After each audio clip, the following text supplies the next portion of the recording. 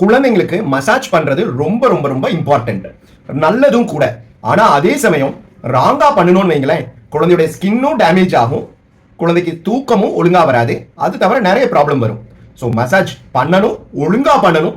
அதுக்கு மெயின் வந்து என்ன ஆயில் யூஸ் பண்றோம், என்ன கிரீம் யூஸ் பண்றோங்கிறது தான், அதுதான் மெயின். சரி, மசாஜ் பண்றதுனால என்ன பெனிஃபிட்?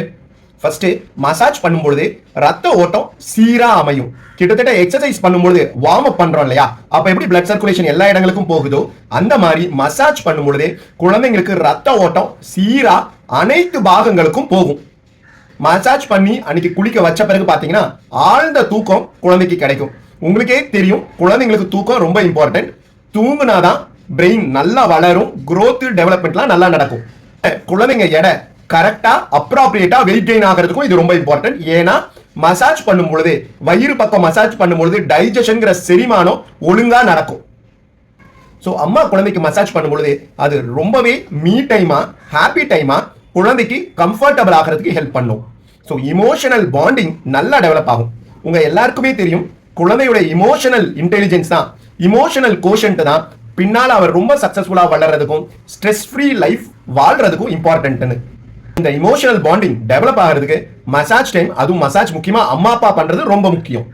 தாய்ப்பாலும் நல்லா சுரக்க ஆரம்பிக்கும். குழந்தைக்கு மசாஜ் பண்ணும்பொழுது குழந்தையுடைய ஆக்டிவிட்டியை பார்த்து அம்மாவோட பிரெயின் சென்ஸ் பண்ணி பால் நல்லா உற்பத்தி ஆகிறதுக்கு ஹெல்ப் பண்ணும். அதை விட மிக மிக முக்கியம், சயின்டிபிக்கலி ப்ரூவன் என்ன தெரியுங்களா? இப்ப நிறைய பேர் குழந்தை உட்காரது, நிக்கிறது, நடக்கிறது, விளையாடுறது, ஓடுறது, இந்த மோட்டார் டெவலப்மெண்ட்லாம் மசாஜ் பண்ணும்பொழுது ஆட்டோமேட்டிக்கா பிசியோதெரப்பி பண்ற மாதிரி குழந்தைங்களுக்கு ஹெல்ப் பண்ணும். சரி, மசாஜ் எப்ப பண்ணணும்? அது ரொம்ப முக்கியம் இல்லையா? ஆக்சுவலி குளிக்க போறதுக்கு 1 மணி நேரம் 2 மணி நேரம் முன்னாடி பண்ணினா ரொம்பவே நல்லது. இல்லாட்டி பால் கொடுக்கறதுக்கு முன்னாடி ஒரு 1 hour முன்னாடி பண்ணலாம். அப்படி ஒருவேளை பால் அம்மா ரொம்ப பிஸியா இருக்காங்க, டைமே கிடைக்க மாட்டேங்குதுன்னா பால் அல்லது உணவு கொடுத்து ஒரு 2 மணி நேரம் கழிச்சு மசாஜ் பண்ணணும். அதுக்கு முன்னாடி மசாஜ் பண்ணும் பொழுது என்ன ஆகுனா வாந்தி எடுக்கிறது, அஜீரண கோளாறு இந்த மாதிரிலாம் வந்துடும். ஸோ குழந்தை ரொம்ப கம்ஃபர்டபுளா பால் அல்லது உணவு குடிச்சு ஒரு 2 ஹவருக்கு அப்புறம் பண்றது பெட்டர். அப்புறம் முக்கியமா மசாஜ் டைம்ங்கிறது மீ டைம் மாதிரி ரிலாக்ஸேஷன் டைமா இருக்கும். கடமையான 10ஓட 11 அதை பண்ணவே கூடாது. அதுக்குன்னு ஒரு டைமை ஒதுக்கி கம்ஃபர்டபுளா மதரும் குழந்தையும் பண்ணலாம். ஒருவேளை அம்மா அப்பா பிஸியா இருந்தாங்கன்னா தாத்தா பாட்டி கூட குழந்தைங்களுக்கு மசாஜ் பண்ணலாம். சரி, எந்த ஆயில் போட்டு மசாஜ் பண்றது? இது ஒரு மிக முக்கியமான கொஸ்டின். இப்ப எல்லாரும் காஸ்ட்லியா விற்கிறது, காஸ்ட்லியா கிடைக்குது, ஸோ காஸ்ட்லியா வாங்குறது தான் ரொம்பவே நல்லது அப்படிங்கிற ஒரு எண்ணம் நிறைய பேருக்கு மத்தியில் இருக்கும். ஸோ அதனால ஆலிவ் ஆயில், பாதாம் ஆயில் இந்த மாதிரி வாங்கி குழந்தைகளுக்கு யூஸ் பண்ண ட்ரை பண்றாங்க. பட் அது எல்லாத்தையும் விட பெஸ்ட் தேங்காய் எண்ணெய் தான், கோகோனட் ஆயில் தான். ஏன்னு நான் சொல்றேன். இந்தியன் பேபிஸோட ஸ்கின்னுக்கு ஏற்ற ஆயில்னா கோகோனட் ஆயில் தான். நேச்சுரலா ஆன்டி இன்ஃபெக்டிவ் ப்ராப்பர்ட்டிஸ் இருக்கு, ஆன்டி பாக்டீரியல், ஆன்டி ஃபங்கல், அந்த மாதிரி, அதாவது கிருமி தொற்று வராம ஸ்கின்னை பாதுகாக்கிற தன்மை தேங்காய் எண்ணெய்க்கு இருக்கு.